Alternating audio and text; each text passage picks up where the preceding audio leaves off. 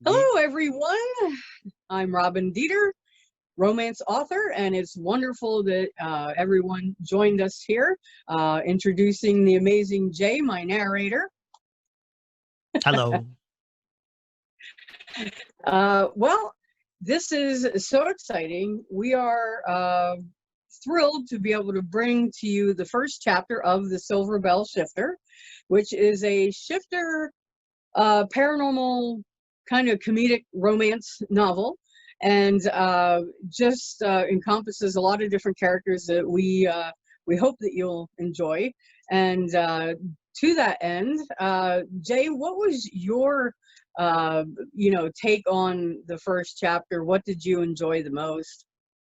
I think I liked how quickly it just sort of sets up the main character and his sort of place in the world, place in his town. It does a nice job of setting you in the town, even though there's not a lot of travel in it necessarily, but you get the feel for the kind of people that inhabit his world and their perception of the main character.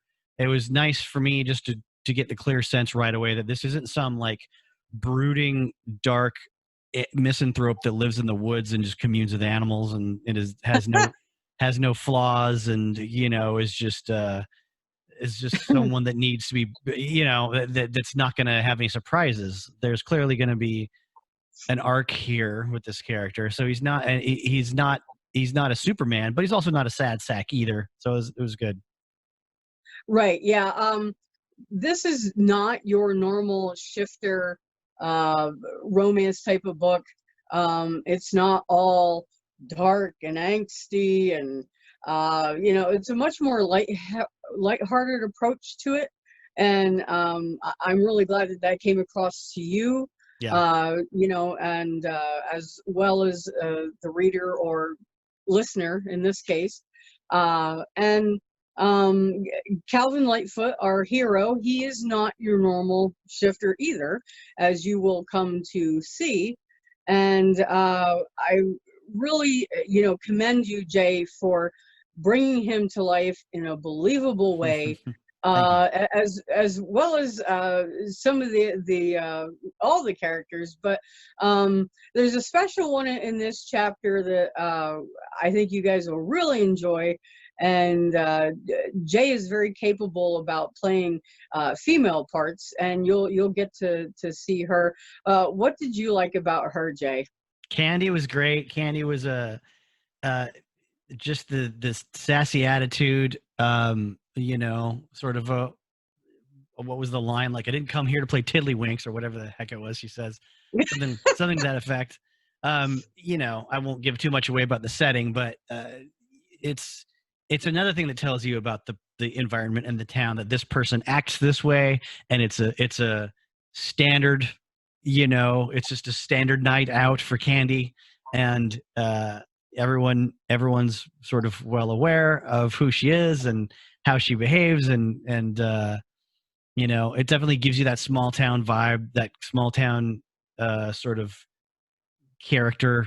I mean, meaning she's a character, not just a character in the book, but she's a real character in town.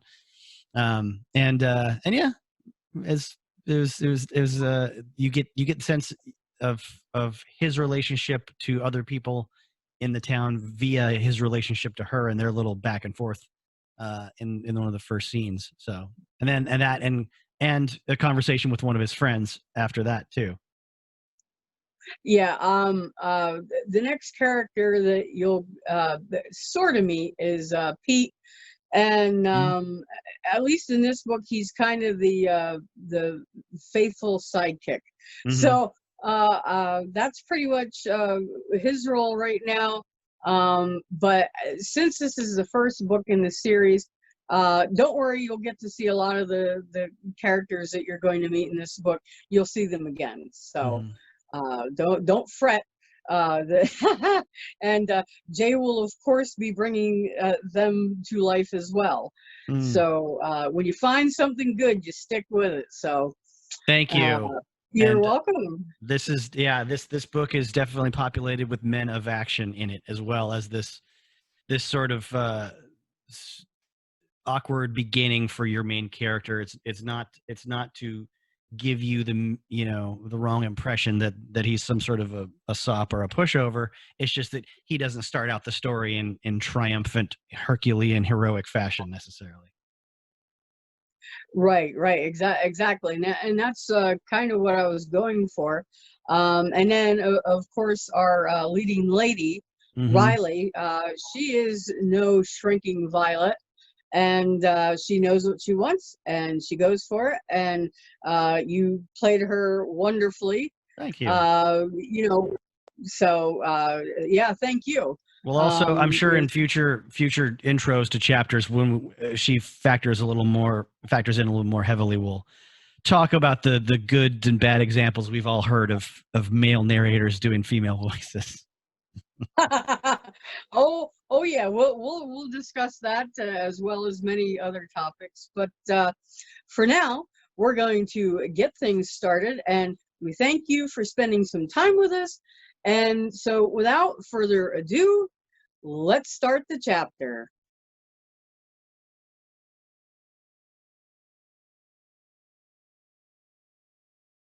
Chapter 1. For possibly the millionth time, Calvin wished that his last name was anything but Lightfoot. He sat on a stool in the Crushed Nut Bar and Grill, holding a frozen bag of peas to his right eye. Why was he holding a bag of frozen peas to his right eye? Not because he'd tried to rescue a hottie from some perverted jackass who'd gotten too handsy with her. Not because he'd gotten in a fight with a guy who'd cheated at pool or poker. And not because he'd stolen a sexy lady away from her boyfriend who'd come after him to exact revenge. Those would be cool, manly reasons to be nursing a black eye. Reasons any man could tell his buddies without fear of being branded a loser. Not that he wasn't already in some circles, but still. No, the peas were necessary because he'd tripped on a slightly raised wooden floorboard and fallen face first into the back end of Righty McGowan's pool stick. To say he'd seen stars would be a massive understatement. As he'd crashed to the floor and lain there in a daze, Calvin swore that a whole sky of stars had rained down on him, filling his vision, until he'd wondered if he was going blind. Calvin winced when someone clapped his shoulder from behind. It jostled him, making the peas press painfully against his wounded eye. "Gonna make it, Calvin?" Turning all the way around on his stool so he could bring the person into view with his left eye, Calvin encountered Righty's worried blue-eyed gaze. "Yeah, I'll live." "Glad to hear it. Tom needs to get that floor fixed," Righty said, even though they both knew that the floor had very little to do with Calvin getting up close and personal with Righty's pool stick. "I can just imagine the kind of razzing I'm going to get about this." Calvin forced a smile, even though it hurt his eye. "Yeah, I guess so." He took the thawing plastic bag away from his eye and wasn't encouraged about his appearance by the grimace on Righty's rugged face. "Damn, son. You best go to the ER. That looks nasty," Righty said. Calvin laid the bag on the bar and stood up. "Nah, Mom will fix me up." Righty gave him a doubtful look. "You sure about that?" "Yeah, I'm sure. Well, I entertained everyone enough for one night. Besides, I have an early day tomorrow." "Night." "Night, kid," Righty said. Ignoring the derisive laughter and murmured jokes as best he could, Calvin made for the door. However, his hypersensitive hearing picked up what others were putting down.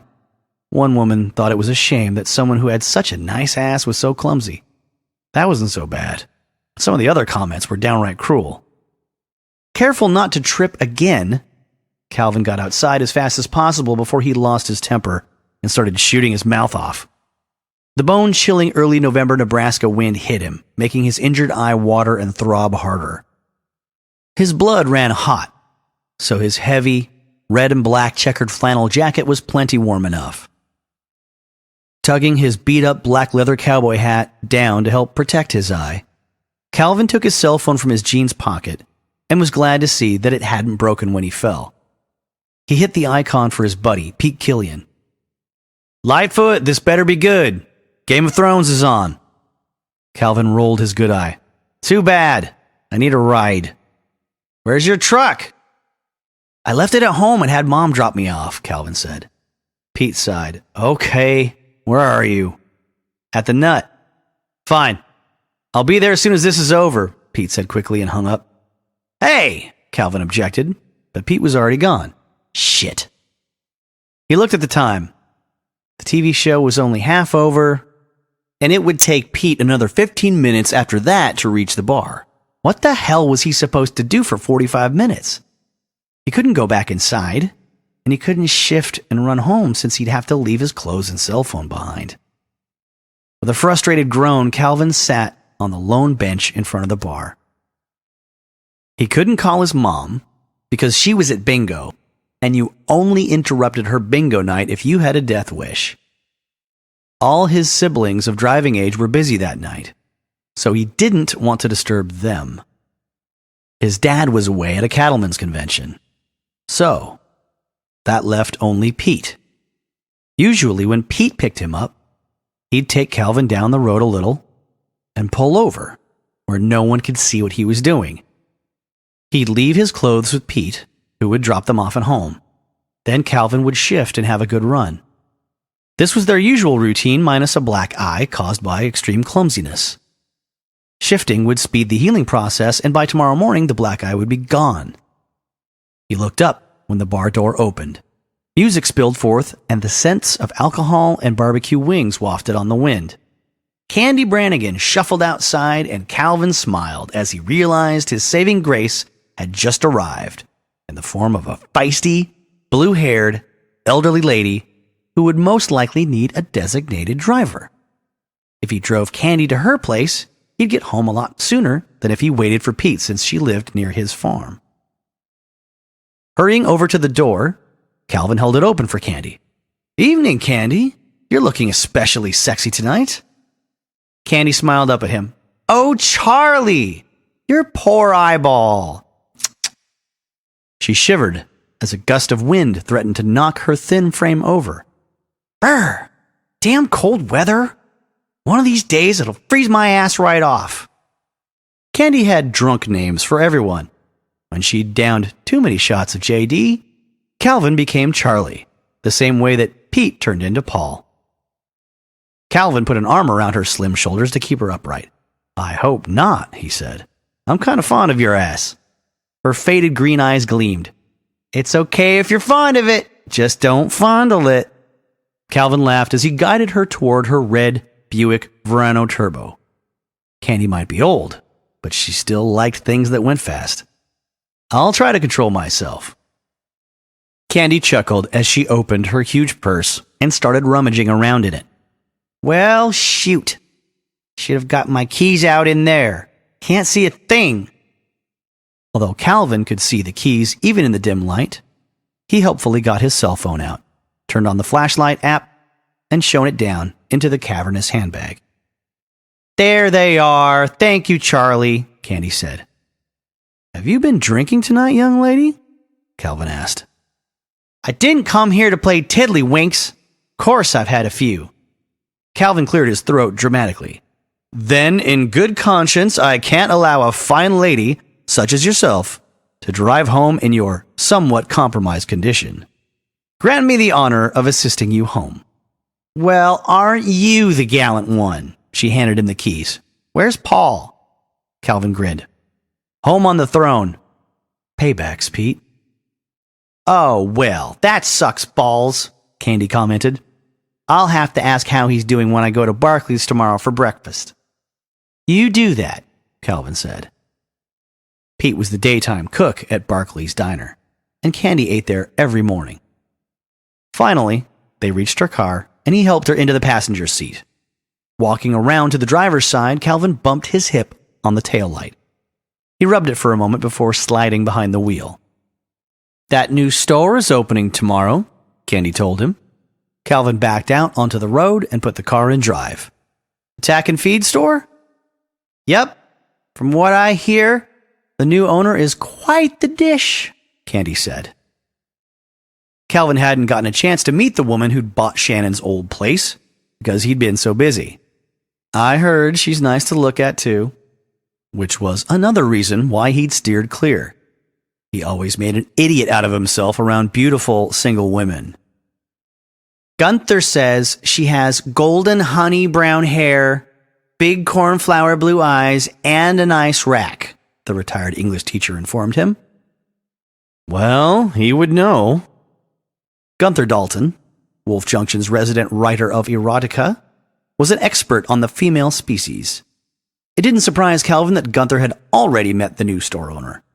Gunther made it his business to know all the women in town. For the remainder of the ride, Candy regaled him with stories about her worst students. Calvin had heard it all before, but he still enjoyed them. Once they reached her house, he helped Candy inside and said goodnight. Back outside, he headed into the woods behind her house. Finding a deer trail, he stripped and spread out his coat. He left his cell phone in his jeans, balled them and the rest of his clothes up, and laid his boots and hat on top of them. Then he folded up his jacket and tied the arms tight to secure everything. The resulting bundle was unwieldy, but he wasn't far from home. He'd drop them near the back porch and then go for a run. Smiling, he tapped the ground twice with his right foot, which was his body's trigger to shift.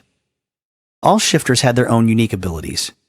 Calvin could take the shape of any hoofed animal, but his favorite form was a stallion. All the cells in his body heated as his bones broke and immediately knitted again in the proper conformation. Organs grew and skin stretched.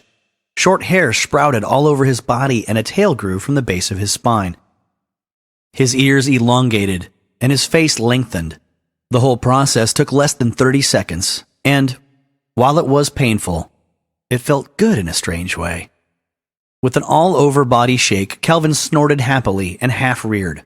Coming back down, he picked up his clothing bundle in his teeth and walked through the woods until he broke through the trees. His fleet hooves, long trim legs, and powerful shoulders and haunches allowed him to exceed the speed and jumping abilities of a normal horse. He'd been clocked at 61 miles an hour and recorded jumping a 9-foot fence in the past. With a gleaming, jet-black coat, noble head, gracefully arched neck, and long flowing mane and tail, this 16 hands tall powerhouse of a horse would have been sought after worldwide for stud services. His injured eye began healing as he trotted across a huge field that bordered his family's farm. The wind carried his younger brother JJ's Palomino stallion scent clearly to Calvin, indicating that JJ was somewhere up ahead.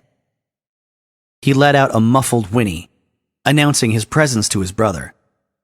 A moment later, he heard JJ's answering call and the approach of hoofbeats.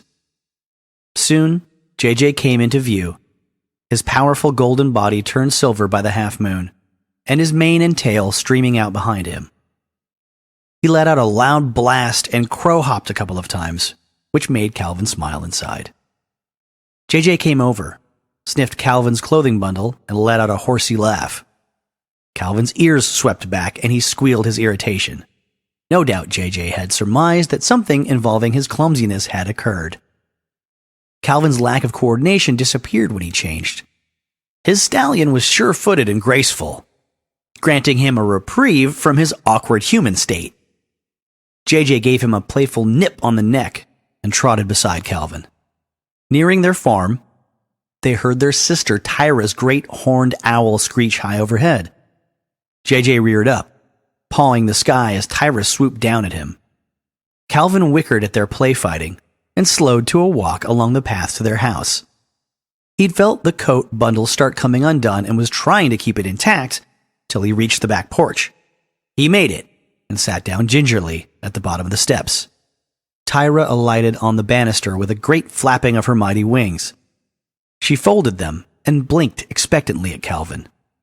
Tossing his head, he turned and trotted toward the barn. His siblings followed him around the barn to the wider trail that wound through their land. Ready to let off some steam, Calvin reared, let out an ear-piercing stallion blast, and galloped off. His siblings gave chase, and the trio raced away into the night.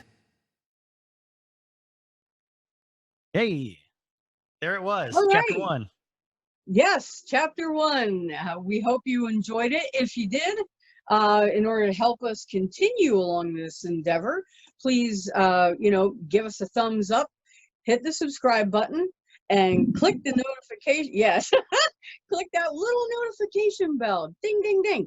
Because then that way you will be sure to be notified. We hope that, we have new content out, and you can share this, of course, far and wide. It helps our channel, and we want to keep bringing you future chapters of this book to finish it out, and also all kinds of other books that we do. So again, Jay and I thank you for listening, and take care until next time, everyone.